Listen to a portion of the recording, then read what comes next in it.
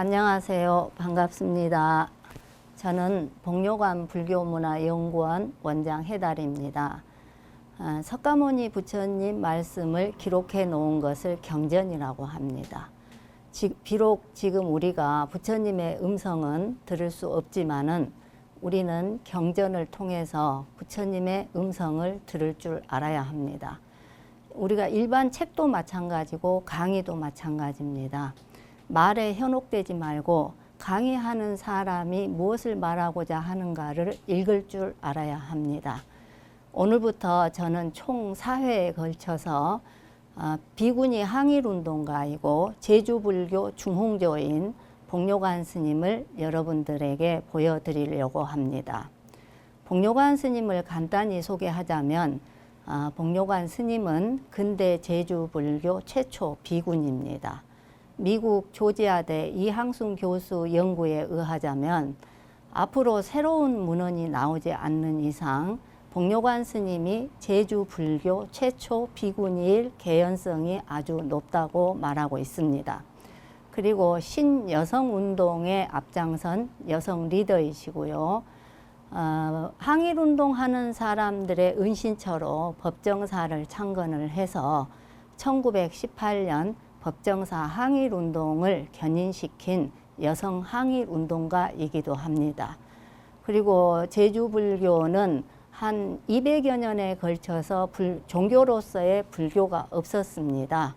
그런데 복료관 스님이 스님이 되시고 난 다음에 그 200년간 지속된 암흑기를 끝내고 근대 제주불교를 일으키고 중흥시킨 분이 바로 복료관 스님이십니다. 복료관 스님의 성은 안씨고요. 마을에서 이름은 안여관입니다. 법명은 복료관이고 법호는 해월당입니다. 근데 여러분들이 보통 스님들 법명은 두자로 알고 계시잖아요. 그래서 이제 어떻게 하다 보면 복료관 스님의 성이 봉씨가 아닌가 이렇게 오인하기도 합니다. 그러면 오늘은 복료관 스님을 알아보는 첫 번째 시간으로 일반인 안여관이 승려 복료관이 되기까지의 그 과정을 오늘 여러분과 함께 이야기해 보도록 하겠습니다. 제주불교는 아픔을 안고 있습니다. 1702년 이형상이 제주 목사로 부임을 하면서 불교 회철이 시작이 됩니다. 그래서 이형상 목사는 불상을 불태워버리고 또 바다에 빠뜨려버리고 그렇게 하고 또 승려를 환속시켜 버립니다. 그리고 사찰 건물을 해체해서 관공서 건물을 짓는 데 사용하기도 하는 등 이때부터 불교가 본격적으로 회철이 시작되었다 이렇게 보시면 됩니다. 이후에도 제주불교는 계속 일어서지를 못합니다. 이렇게 계속 쇠퇴를 하다가 종교로서의 불교가 없었던 제주불교 암흑기는 200년간 걸쳐서 지속이 됩니다. 근데 복료관 스님은 1865년 제주도 화북에서 태어나셨습니다. 1899년 복료관 스님 집 앞을 지나던 어떤 비구 스님께서 걸망에서 나무로 만든 관세음보살상을 꺼내주면서 이 관세음보살상을 방 안 깨끗한 곳에 모셔놓고 기도를 해야 된다고 말씀을 하십니다. 그 이유는 뭐라 하냐면 복료관 스님의 자식들이 명을 이으려면은 관세음보살 기도를 계속 해야 된다 이렇게 말을 하고는 떠나버립니다. 어느 부모가 자식의 명이 짧고 자기가 기도를 하면 자식의 명이 길어진다는데 기도 안 할 어머니가 어디가 있겠습니까? 근데 이제 복료관 스님이 이제 관세음보살상을 받아서 집안의 벽장 안에다 모셔두고 관세음보살 기도를 하는 겁니다. 이게 뭐 조석으로 시간이 날 때마다 입에다 관세음보살 달고 이제 이렇게 기도를 해요. 그런데 이제 이 관세음보살 기도하는 것을 집안 식구가 알게 됩니다. 근데 그 시기는 불교가 없었던 시기이기 때문에 집안 식구들이 반대에 직면을 해요. 그뿐만 아니고 이제 항상 복료관 스님이 어디를 다녀도 관세음보살, 관세음보살 이렇게 기도를 하고 다니니까 동네 사람들도 이상한 사람 취급을 하기 시작을 합니다. 그래서 집안의 반대가 너무나 심했던 거죠. 여기에서 우리는 복묘관 스님이 왜 이렇게 집안 사람과 주위 사람들에게 반대를 받아야 되는가? 그 이유가 있습니다. 제주도에 천주교가 들어오면서 이제 천주교 선교사들이 이 제주도는 신당이 굉장히 성했어요. 하다못해 나무 밑에도 신당이 있고 이제 뭐 신당이 한 500개 정도 있었다 할 정도로 이 좁은 땅에 그 신당이 많았는데 그 선교사들이 신당을 파괴하고 또 불태워버리고 또 신방을 내쫓고 또 이제 이 당굿이나 용왕제 같은 거를 제주 사람들이 많이 지내거든요. 근데 당굿, 용왕제 또는 마을 제사까지도 금지를 시킵니다. 그런데다가 유림들이 제향을 지내는 것까지도 금지를 시켜버려요. 그렇게 되니까는 어떻게 되겠어요? 천주교가 이제 들어와가지고 천주교는 이 제주 도민이 모르던 종교잖아요. 근데 천주교가 들어와서 제주 도민의 전통 신앙을 부정을 해버리는 거죠. 그러면서 핍박까지 가하게 되니까 이 제주 도민과 제주 유림들이 더는 못 살겠다 하고 일어난 게 이제수의 항거라고 합니다.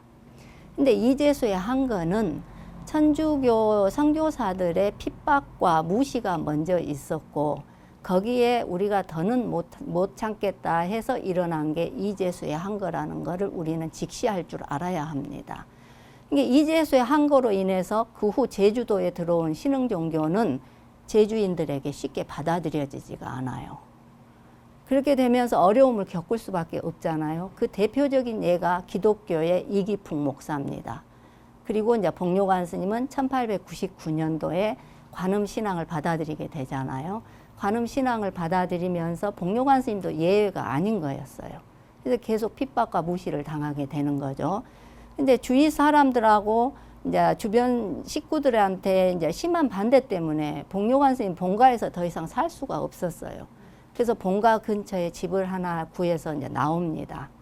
그래서 이제 그 새로 구입한 그 거처에 복묘관 스님이 관세음 보살상을 모셔놓고 계속 기도를 해요.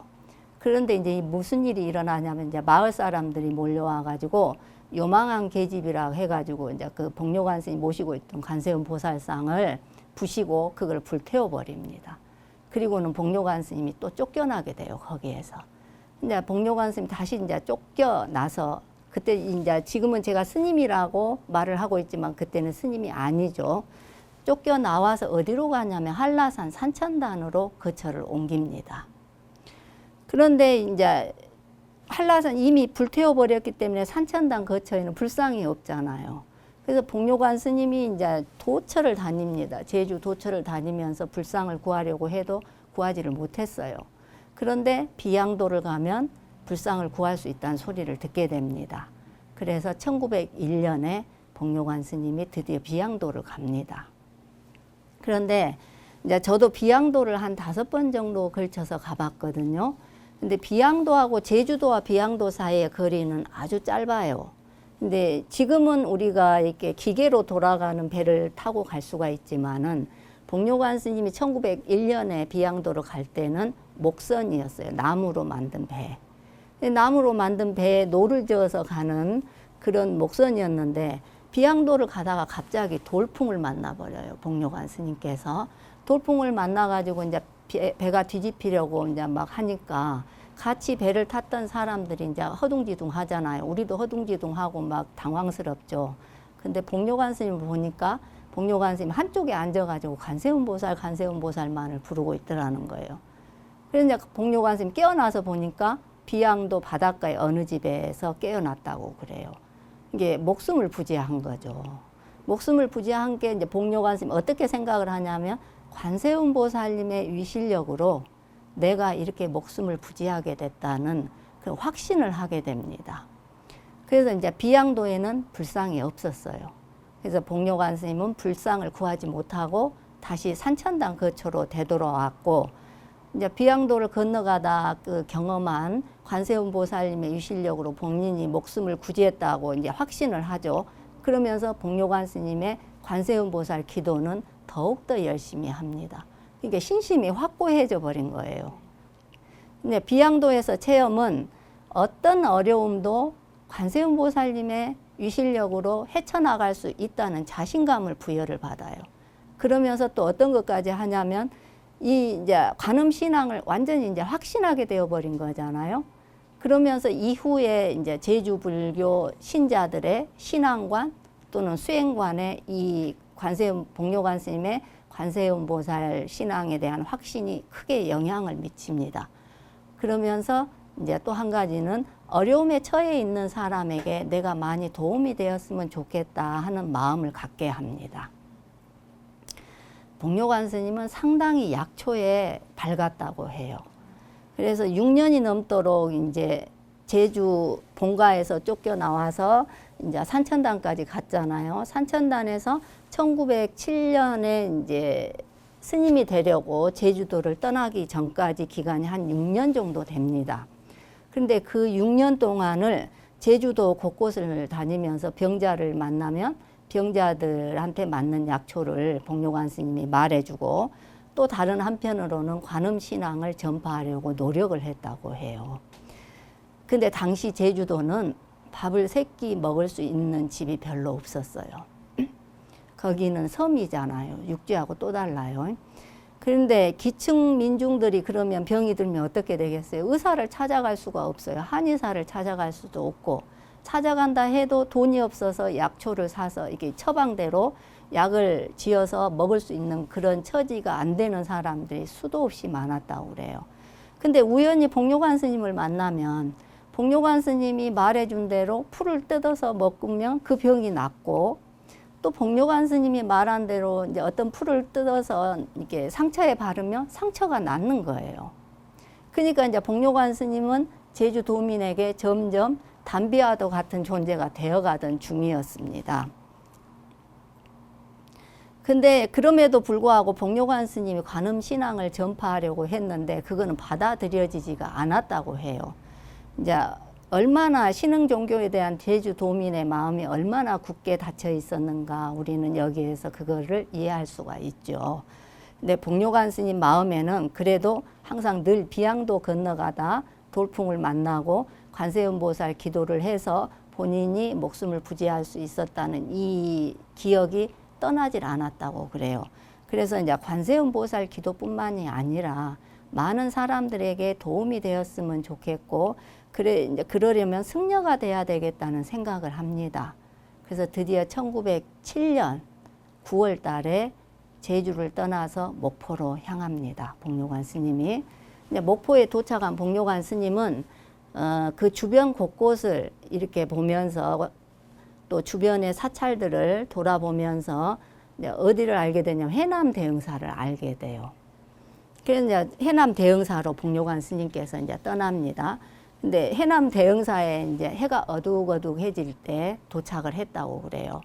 근데 이제 이때 그 복묘관 스님을 본 박영희 스님의 증언에 의하면은 머리는 새집이 되어 있었고 몰골은 거지보다 더 거지 같았다고 그래요. 복묘관 스님이. 그러니까 해가 어둑어둑할 때 이런 몰골을 하고 들어오니까 주지 스님이 한 번 보고는 2번을 만나주지 않았다고 그래요.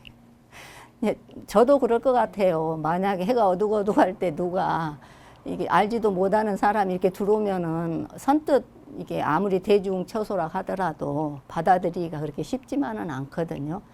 복묘관 스님 내가 승려가 되려고 왔다고 이렇게 말을 하니까 대흥사 스님들이 2년간의 행자 생활을 거치지 않았기 때문에 기회를 줄 수가 없다고 말을 합니다.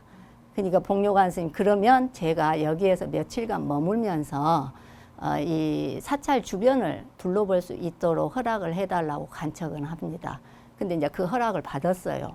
그래서 이제 전리를 도와주면서 복묘관 스님이 산내 암자를 둘러보다가 병자 신음소리를 듣습니다. 그 연유를 물으니까 일본 유학까지 하고 온 주지 스님의 상자인데 한센병에 걸려서 죽을 날만을 기다리고 있다고 그래요. 지금 우리가 이제 한센병이라 하지 그때는 이제 문둥병 이렇게 말을 하던 시기고 이제 이 병이 옮을까봐 사람들이 근처도 안 가고 막 그러던 시기잖아요. 그래서 이제 그런데도 이제 복묘관 스님 방문을 열어본 거예요. 열어보니까 몸이 이렇게 살이 썩어 들어가는 스님이 있더라는 거예요. 그래서 복묘관 스님께서 내가 이 스님을 한번 고쳐보겠다 이렇게 말을 한 거예요. 근데 믿겠어요? 안 믿어요. 대형사 스님 누구도 안 믿는 거예요. 왜냐하면 이게 의사같이 보이지도 않잖아요. 들어올 때 몰골은 아주 거지 몰골이었으니까. 그리고 뭐 알지도 못하는 나이든 보살이 와가지고 병자를 고쳐보겠다 하니까는 이제 안 된다 한 거예요. 근데 복묘관 스님이 이제 복묘관 스님 도착하기 하루 전날 어떤 대형사 스님 꿈에 내일 환자를 고칠 스님이 한 분 온다는 꿈을 꿔요. 그러니까는 그 스님이 이제 가만히 생각을 해보니까 이 보살 같거든요. 그러니까 이제 주지 스님한테 가서 말을 하는 거예요. 어차피 죽을 사람, 저 사람한테 한번 맡겨놔 보자. 그렇게 해서 허락을 받아요. 그러니까 이제 복묘관 스님이 뭘 요구를 하냐면 묵은 된장하고 몸을 감쌀 천을 좀 가져다 달라고 해요. 그래서 이제 이걸 가져다 주니까 그 환자 상처 부위마다 된장을 붙이고 그 천으로 이게 감더라는 거예요, 몸을. 전부 이제 감아놓고 이 스님한테 뭐라고 말을 하냐면 지금부터서 스님과 나는 관세음보살 기도만 해야 된다. 이렇게 이제 당부를 합니다. 그러고 나서 며칠이 지나자 이제 이 천을 열고 보니까 이 상처 부위마다 이제 온몸이 이제 이렇게 썩어 들어갔으니까 상처 부위마다 벌레가 막 드글드글 하더라는 거예요. 그러니까 복묘관 스님 밖에다가 멍석 아시죠? 멍석을 깔고 그 위에다가 아궁이제를 듬뿍 갖다가 깔아 놓으라 하더래요. 그러고는 이제 그 천으로 된장하고 이제 이 드글드글했던 벌레를 대충 쓸어내고는 복묘관 스님이 부축해서 마당으로 데리고 나와가지고 스님을 덕석 위에 눕혀놓고는 둥글려 버리더래요. 둥글려 버리니까 이제 온몸에 이제 재가 이제 묻었을 거 아니에요. 근데 그 벌레들이 재가 묻어가지고 숨이 막혀갖고 죽더라는 거예요. 그러고 나서 이제 누구도 옆에서 안 도와주는 거예요. 이게 옮을까봐. 그래서 복묘관 스님이 손수 깨끗이 씻겨서 이 스님은 옷을 입힌 다음에 이제는 나을 거다 이렇게 말을 한 거예요. 며칠이 지나고 보니까 아니나 다를까 상처 부위마다 딱쟁이가 앉기 시작하더라는 거예요. 그래가지고 이제 복묘관 스님 이제 온 산중이 이제 떠들썩한 거예요. 우리도 그러지 않겠어요. 막 그런 일 있다가 막 더 신경 쓰고 듣고 막 그러잖아요. 그래서 대형사에서 이제 복묘관 스님께 뭘 원하냐고 물어요. 복묘관 스님 나는 승려를 나를 만들어 달라고 한 거예요. 그래서 이제 계를 받습니다. 이제 비구니 유장 스님을 은사로 비구 청봉화상을 계사로 해서 복묘관 스님께서 수계를 받고 드디어 스님이 됩니다. 근데 이 스님이 되는 거는 근대 제주불교 최초 비구니가 나온 거예요. 아주 역사적인 순간인 거예요. 그래서 이제 대형사에서 계를 받고 이제 한 달을 넘는 시간 동안 이제 승려로서 익혀야 할 작법들을 복묘관 스님이 익히고 1908년 1월 5일 날 제주도로 들어옵니다. 그런데 이제 이 이야기가 우리가 들었을 때는 전설 같은 이야기잖아요. 저도 처음에는 이 이야기를 듣고 믿지를 않았어요. 그런데 이 전 과정을 박영희 스님이 전부 보셨고 이 이야기는 대형사 스님들한테서 똑같은 이야기가 내려오고 복묘관 스님 후손들한테서도 똑같은 이야기가 내려오고 또 복묘관 스님한테 직접 들은 제주대학교 교수를 역임했던 진원일 스님도 이 똑같은 이야기를 전합니다. 그렇게 보자면은 이제 복묘관 스님이 이런 일이 한센병을 고쳤다는 이 일이 실제로 있었던 일이다. 저는 그렇게 보고 있고요. 이제 복묘관 스님은 약초에 대한 지식이 상당히 해박했고 병자의 병을 알아보는 능력도 있었던 것 같아요. 이제 복묘관 스님하고 약초, 이게 병 치료 이런 이야기는 수도 없이 많이 제주도에 지금도 내려오고 있습니다. 근데 이런 능력들이 다른 데서 나온 게 아니고 그 스님의 기도의 힘에서 나왔다. 그렇게 보고 있고 이분이 어떻게 해서 약초에 대해서 이렇게 많은 지식을 가지고 있었는가 그건 아직도 밝혀지지가 않고 있습니다. 그리고 이제 다음은 이제 복묘관 스님이 계를 받고 제주도에 오셔서 이제 최초 사찰 관음사를 창건하고 또 법정사를 창건하고 거기 다음 시간에 언급을 하도록 하겠습니다. 오늘 강의 여기까지 하겠습니다. 수고하셨습니다.